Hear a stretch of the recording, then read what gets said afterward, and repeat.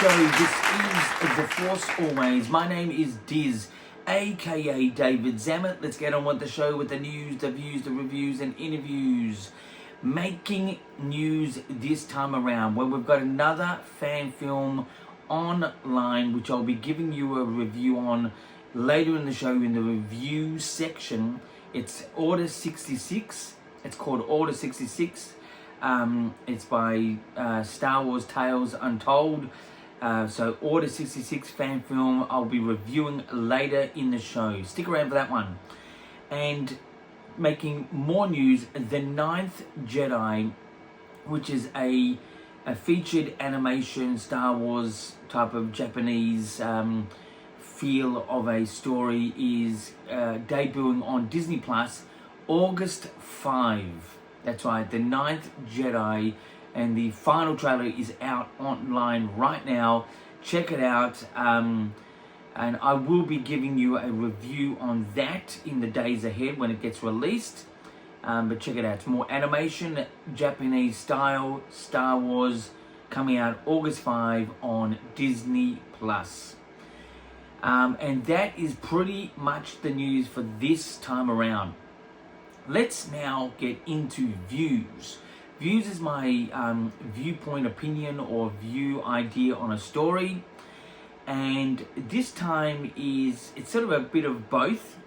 But because we've had the big successful weekend with Spider-Man Brand New Day, which this has become a bit of a Spider-Man show rather than a Star Wars show in the last couple episodes. But it doesn't matter. Star Wars is still relevant. And so just to give you a fun fact, actually, in Spider-Man Brand New Day, there is a couple of references in the movie that reference Star Wars, especially Empire Strikes Back. Spider-Man's good buddy, old school buddy, I forget his name, he's playing Empire Strikes Back in the background. He's actually, playing with that and creating Star Wars Lego. I think it's a Star Cruiser. I think it's an X-wing. But it's a bit of a fun fact. But anyway, what can Star Wars writers and fans learn about Spider-Man Brand New Day? And I say fans and writers, but mainly to the writers, is that the element in this film that I think is highly regarded is also in the Odyssey. Whether you're with woke or not woke, or whatever it is that you're into, you need an emotional reasoning in the film that carries from the start to the end of the whole film. And this film has a very passionate sort of feel with the two leads, Spider-Man and the actress Zendaya, which are in real life an item, or actually married. And I think that the sadness of not being together because of the commitment Spider-Man took upon himself in the last trilogy, last movie, to save her and the rest of the world, is paying toll on him. But it does carry from the start to the end of the film. And that is the emotional weight is what's missing, I think, in a lot of stories. But that is a secret ingredient, maybe not secret, but an ingredient that I'd heavily, personally, if I had an opportunity to create a Star Wars film, which I know sounds freaky enough, how could I create a Star Wars film? But anyone can if you put your mind to it.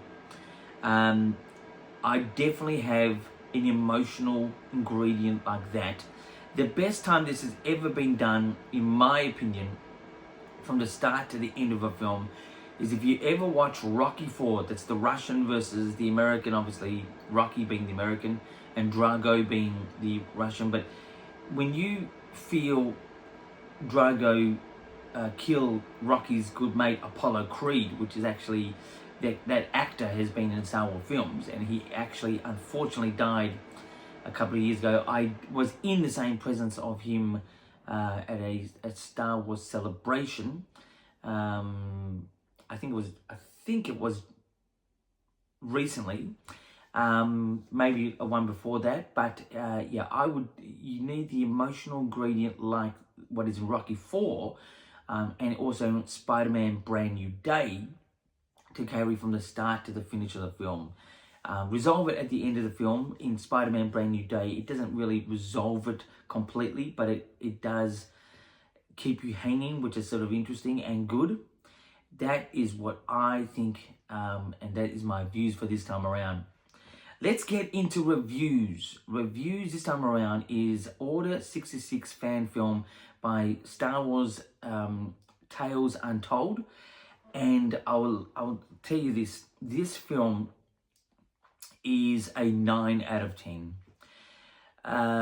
You know, you can call it AI slop, which I think is a put down for the sake of having a put down to AI. I think AI is looking great, sounding great. I mean, obviously there's little things you can fix up on and whatever, but personally, I think it's going great. I think let's go back to the film. The film is actually where Anakin has turned to the dark side and is hunting down the Jedi in the Jedi Temple on Coruscant, and it shows a more intricate version of that process of what he did, what others did, and stuff like that. It gives you the component of like the anxious sort of, you know, unfortunate end to a lot of the Jedi. It just sounds good, it looks good, the story is good, it fits in well, it does sort of extend in that sense. You couldn't really put this in the actual film itself because it would be too detailed, it would make the film too long. I mean, Star Wars fans would love it, but you know, the regular going audience would be just going, this is too long, this is too detailed. But it really does demonstrate also the emotion that Anakin was still hanging on to in this particular fan film. That could have been, you know, he was still sort of Anakin as well as Darth Vader, because he was turned to the dark side at that point. But yeah, it's a 9 out of 10, highly recommended. Tales Untold are just doing great work, along with other many channels at the moment. AI to me is not slop. AI is amazing, to be honest. It can be also dangerous, to be honest, but for, you know, up and coming actors. But at the moment, it's not just the AI that makes it good, it's the storytelling that is really coming across in a subtle or intense way. It really does come across great. Anyway, so that's my review for this time around. Let's now get into interviews. Interviews is my last questions on my last particular video that I had. And please send in your questions, comments or questions or whatever you have. And while I'm at it, subscribe to the Force Always. I'm here 3 or 4 times a week with the news, the views, reviews and interviews. It's up to you if you want to like or share or even subscribe. Anyway, so the first one, we've got Hans Colo 619. Hans Colo, I think it's Hans Colo. I've had this person write in before. Hans Colo or Hans Cholo 619 has sent in a comment. Loved Spider-Man Brand New Day. Tom Holland is now the best Spider-Man ever. MCU fans have actually seen Peter Parker grow up into Spider-Man finally. I 100% agree. He is now grown up into Spider-Man, not Spider as a Spider Boy. And I would say he is, I would say he's my second favorite Tom Holland. I know this is going to sound, I hate saying always the original or the first is the best, but Tobey Maguire to me in the first and second film, especially with the chemistry with that particular MJ, was phenomenal. I just really think that was great. But Tom Holland has really come into his element. And I agree also with Hans Colo or Hans Cholo 619 that Tom Holland is now the best Spider-Man. I'd say equal with Tobey Maguire. I wasn't so much into Garfield that much. Mr. Garfield, I've forgotten his first name. That's why I'm saying Mr. Garfield. But he was still good. All of them have been really good. But Tobey Maguire, in the original openings of Spider-Man 1 and 2, and now Tom Holland in this particular film, really coming into his acting chops element, is really good. Anyway, thanks to Hans Colo 619 for that comment. Anyway, the next question or comment is Michael from Werribee South. Can you believe it? He's back on. Scheduling and dilution concerns. Others worry that simultaneous marketing or dividing focus between a major Star Wars release and a high-profile Marvel anti-hero debut could crowd public excitement to create unfair franchise competition even under the Disney umbrella. Thoughts? Well, they do time things pretty timely. They obviously don't let it clash. There hasn't been really anything that has crossed, like Mandalorian and a major Marvel film didn't come out at the same time. Sometimes it can work, like with the Barbie movie, and I think it was called Oppenheimer. I've forgotten the name, and that really worked. And obviously, we're going to have Avengers Doomsday and Dune 3 come out, which everyone is calling Doomsday, and that's going to be a crowded cinema.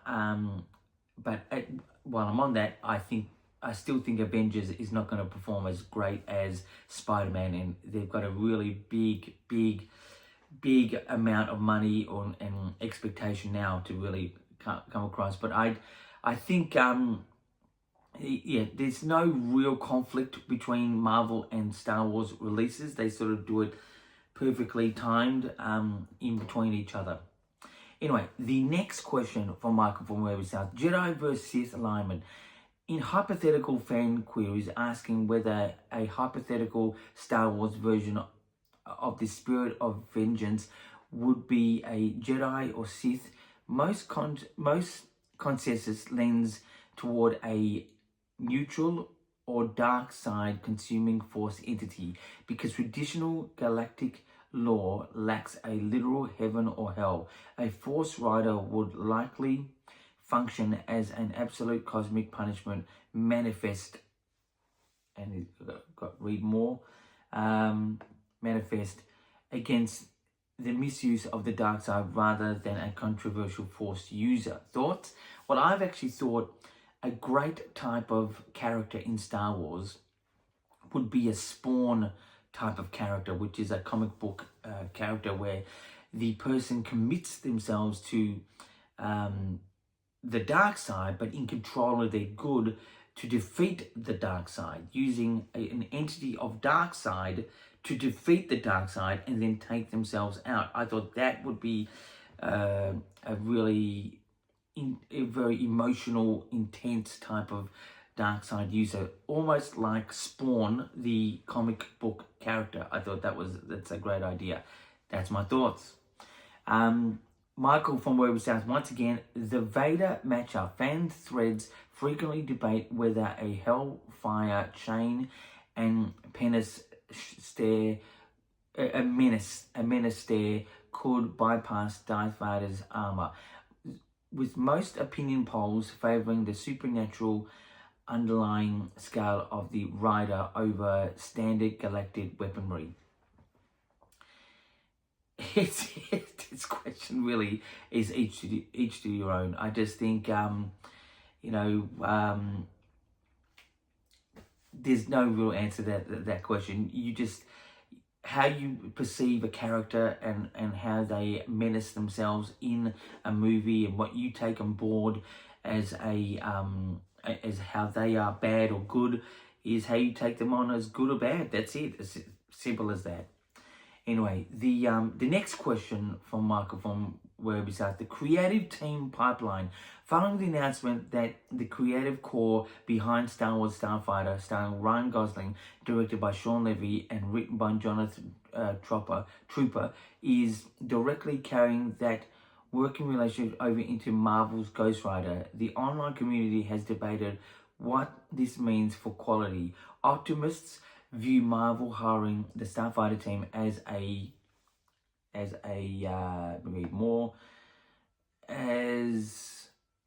massive quiet vote of confidence that Disney's up-and-coming Star Wars film is a roaring success. Pessimists worry that they're bouncing back from fourth between the massive multi-billion-dollar sci-fi and the supernatural horror blockbuster might dilute the distinctive tone either property needs. Thoughts?